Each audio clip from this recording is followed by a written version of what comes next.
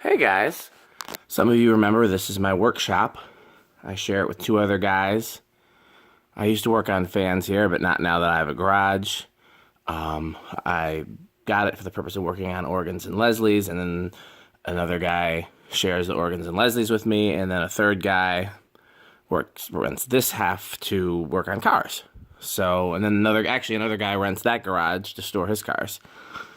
So there's a lot going on here, and you can see my pile of organs, Leslie's, and fan parts, and the fans that I've installed, and we'll do a full tour. So these are the gold lines, union labeled gold lines, not actually EnviroFan, that came out of an old Firestone in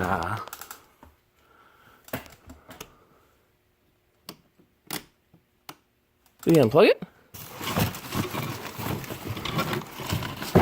Hold on a second. I'm gonna start over, I think, because I don't know what the hell's going on with this.